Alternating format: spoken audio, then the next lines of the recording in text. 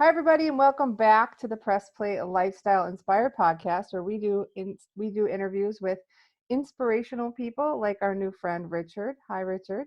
Hi, Jackie. Good to be with you. It's nice to be with you as well. On topics that we're hoping will help our listeners, that's all of you guys, find the resources, tools, and support you need to be your best inspired selves.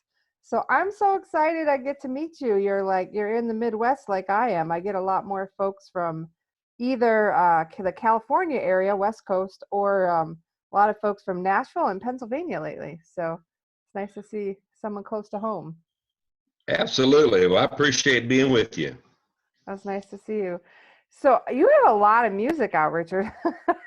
There's Yeah. you've been a busy fella. And one of the things that your manager said a lot about you, which I just thought was great because it kept coming up, is the authentic country, right? That's traditional country music. Is there a reason that gets like such emphasis when people talk about the kind of music that you play? Well, I grew up in a country music household, and by that I mean my dad was an incredible singer, entertainer in around the Dayton, Cincinnati area. So every morning I would get up, he'd be drinking his coffee there in the kitchen table, and on the counter would be that old round top radio, and I can still hear those traditional country songs of that era. Back then would be people like Mel Tillis and Mel Street and Buck Owens and Merle Haggard and George Jones and on and on and on. And at a young age, I just absolutely loved that sound and the stories and the fact that it was so emotional and you could capture that emotion in that music. And I tell this story often, but it's something that it's so vivid in my memory. At the ripe old age of 8, I got to go hear my dad perform for the very first time. And he was playing in Dayton, Ohio with this guy who I watch on Saturday nights on television. He was playing with a guy named Porter Wagner. And here I am thinking, my goodness, my dad must be really somebody because I'm watching him perform with this guy that I watch on television every Saturday night. So in the audience with my mother, and we're enjoying Dad's portion of the show. And unbeknownst to me, my dad looked down at my mother and said, "Hey, send Richard up here on the stage." Now, here I am, 8 years old. I get up and I jump up on the stage with him, and I did an old Buck Owens song. And you might imagine that an 8-year-old kid went over pretty well playing with his dad at this show. I So bet. I was bit pretty early by the traditional country music bug, you might say. Yeah, that's beautiful. I lived in Pigeon Forge, Tennessee for a long time, which is not well known to people except for those of you who've won Josie Awards like yourself. But it's this little town near Gatlinburg and Dollywood. And so we grew up listening to like Reba McEntire, Garth Brooks, which is maybe one more generation past you, but it was before it became kind of like honky tonk country or country pop, right? Still a little bit of that traditional sound. So it's always fun to talk to someone who like grew up, like it sounds like you grew up always playing real traditional music and with your dad no less, which is super cool. Absolutely. Well, Garth Brooks originally, I mean, his early music was very traditional, and then like everything happens for to stay as far as Relevant. mainstream, they Yeah. take him a different direction. But today's world, if you were a country music fan in the 1970s and 80s and 90s, you're wondering what happened to country music because it's nothing like that at this point in time. Yeah. And I'm not saying anything negative. I'm just saying those folks are looking for that music out there. Yeah. And so I've been very fortunate to be able to provide that new music with that traditional flavor, I guess you might say. Absolutely, absolutely, and I've loved a lot of what I've heard so far. It's just again, it sounds like the music I grew up listening to, Hmm. and it's beautiful. So another thing that I thought was just wonderful. I love that people don't always realize that singers, songwriters are people too. Like they don't just run around singing all the time and like make all their money that way and do everything. So I read that you are a designer of barns, a designer and builder of barns. So how did all that kind of come about? Well, I keep going back to my dad. I grew up on an old farm, and if you got a farm, you always got outbuildings and barns and fences and everything. And so, as a necessity, I was helping my dad at a very young age, keeping everything maintained and farm work, and I learned a lot from him. And as we get a little older, and I started my own business, I was able to do my own buildings, new barns and new homes, barn restorations. I currently have a farm that we live on now, and there's a lot of work involved there. So I'm thankful that I grew up in a household that I could learn all those awesome things that ultimately I needed in life. As I got older. Yeah. So what kind of, do you guys have a functioning farm still, Richard? We do. We raise hay. I sell an awful lot of horse hay here. Hmm. Now we got some donkeys and horses ourselves here on the farm. Um, it's a labor of love. If you love the country way of life, which we do, it really gives me inspiration for my music a lot of times too. I'll see things that I sometimes take for granted, and then I like, boy, I'm really lucky. Look what I just witnessed right now. This is really cool. I write Yeah. songs about different things. Yeah, I think that one of the things I'd heard were one of the nice things about your music is it really it's just like musical lyrics of your life. Like mending fences is about actually being out there and mending some fences, or you sing about what you know about. Is that just something they say to like promote you, or do you think that's really authentically a good description of what you do? Well, it's really me. I'm lucky in the sense that I can write what I see, but I like writing songs to where I think the biggest compliment I've ever been told was, Richard, I heard this new song, and it's almost as if you wrote that song for me. And when you write that and you make that connection with your listener and those fans out there, I don't know that there's a bigger compliment that can be paid to you, because you just connected with what you were trying to sing with that person's emotion. So I write from the heart. Yeah, lovely. So I know that a lot of us are kind of stuck indoors in the current situation, but provided the world goes back to some semblance of normal, do you have any plans to do some live performances in the next, couple months or so? Yeah, our schedule is really full, and we've lost all our March dates, all our April dates, our May dates. We're hoping that we can at least start performing again in June, because our summer is really full, Yeah. concerts and festivals and fairs all over the country. As we speak, we're keeping our fingers crossed that we can get out there. We play in Texas and Tennessee and Florida and Ohio. I mean, all over the place. We're very fortunate that we can spread our music around and meet wonderful folks around the country. But if we can kind of keep our fingers crossed when we get out and see somebody this summer and kind of reconnect. Yeah. Yeah, fingers crossed for sure. So who do you all travel with when you go? Does your wife come with you and your band members? Like what's it Yeah. look like traveling with Richard? Well, I made a deal with my wife many years ago. I said, listen, we're starting to play a lot around the country and this and that. And I said, listen, if you don't go, I'm not going to go. So there's, so she is with me wherever we go.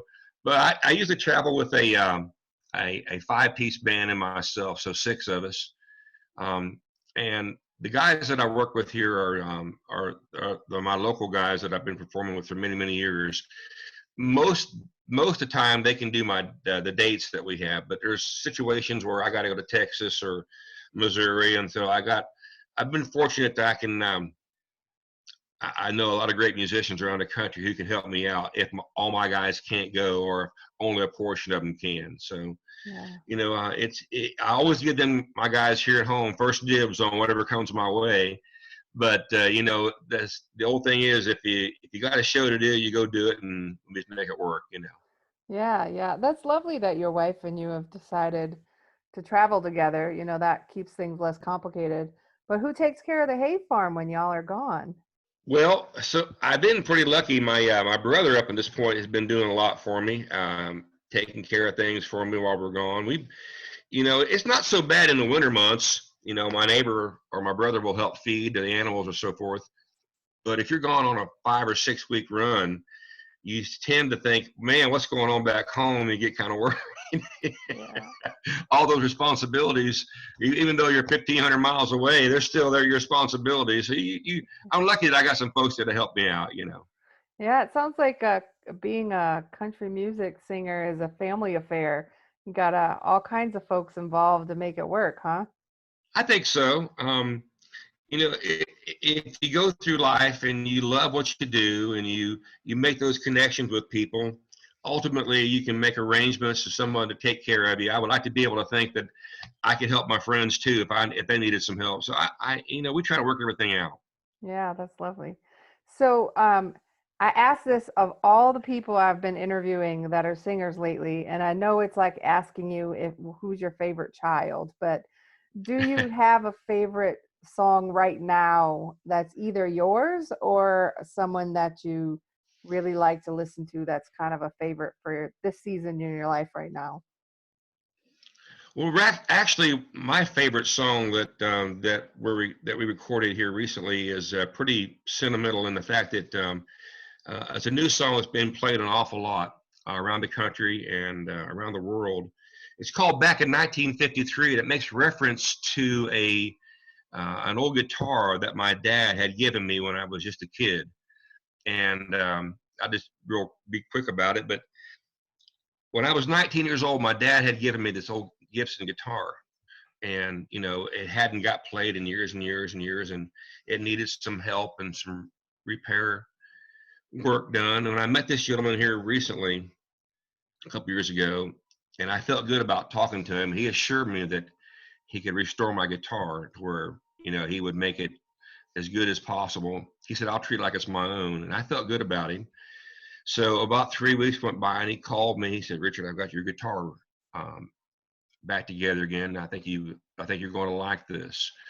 So I hadn't played the guitar since I was 19, and this array of emotion came over me like I can't explain. And I wrote the song back in 1953, and it makes reference of my dad giving me the guitar and his influence on me, and it makes reference as to where that guitar will go to ultimately when I'm done, whether it be my nephew or his son.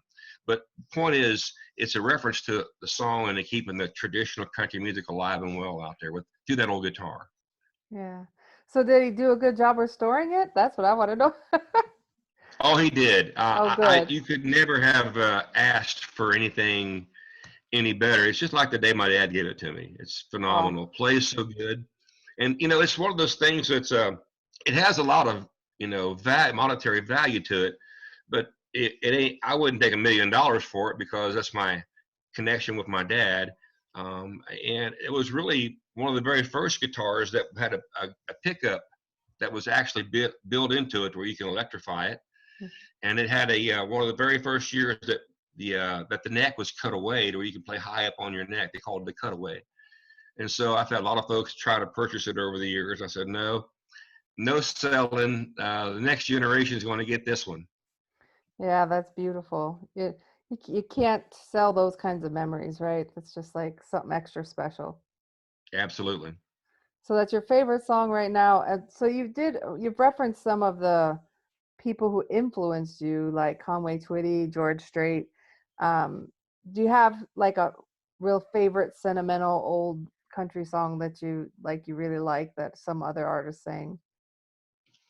Well, I tell you, I grew up listening to those traditional artists, and as I got a little older and I was playing music on my own, I had the opportunity to meet a guy who became my hero. Was Keith Whitley, and I had done a show with him, and I was actually scheduled to do a show with him 2 weeks, 10 days prior to him passing. We were supposed to be on a show 10 days later.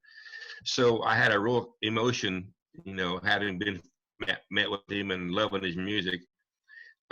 anything that Keith Whitley sings, I have this heartfelt emotion and connection with his music. You know, because that one, where I got to meet him, and he's an Eastern Kentucky boy, which all my family is. My dad's from way down in the hills of Kentucky. And he was just real. He was genuine. His music was, you know, not overproduced, not overly complicated, but actually connected with you know, real life situations. And I, to this day, I love his music. That's amazing. That's amazing. So, where can people find your music so that they can be ready for your next live show? Well, best place to go is richardlynchband.com. Hmm. And you'll find us there on all the social media sites, all the different things around the country. Um, we have a lot of up and coming dates this summer, and if everything holds true, we can hopefully cross paths with maybe some of your listeners out there. But richardlynchband.com would be the best place to find us. Yeah, yeah, you guys have tons of information out there, press kit, all kinds of where you're going to be. Could you, before we go, could you tell us just a little bit about the Love Tattoo Foundation? Well, I'm glad you asked that. I am a huge supporter and proponent of anybody who has served our country. We love the fact that we get to do things to help our men and women of the military. And we started the Love Tattoo Foundation just for that purpose only, to raise money and make awareness of a place in Michigan called the Whirlwind Lodge. It's a 1,200-acre facility with a 60-acre lake, and any and all veterans from World War II to today is welcome there. And we'll do a annual concert to raise money for the facility and to make awareness of the facility. Now, it's located in Michigan, but any veteran around the country is welcome there. And it's designed for these veterans to have a little recreation and have them, you know, kind of get their mind off of things. I understand that too many veterans these days commit suicide, and I find that completely unacceptable. So, if in my small way, if I can do something to help somebody in the military, I want to give back what I can. Well, I love that. We'll make sure on our, when we promote your podcast, to have the Love Tattoo Foundation as the nonprofit for the Facebook page, if that's all right with you. Thank you. I appreciate You're hearing that. welcome. So, is there anything else, Richard, you'd like to share with the audience before we wrap it up today? Well, just look for my music, Richard Lynch Band. And I say Richard Lynch Band because there's a scary actor out there named Richard Lynch. So go to richardlynchband.com. Good to know. and Good to know. Now I got to go look up the other guy, right? yeah, and you'll find our music out there. If you love real traditional country music, we're going to do our best to keep it alive and well out there, and hopefully the next generation can pass it along. All right. Well, thanks so much, Richard. I hope you and your lovely wife have a wonderful day, and I look forward to seeing you out there in concert soon. Well, thank you for having me, and I know we'll cross paths somewhere. Absolutely. Have a great day, sir. Bye bye. Bye.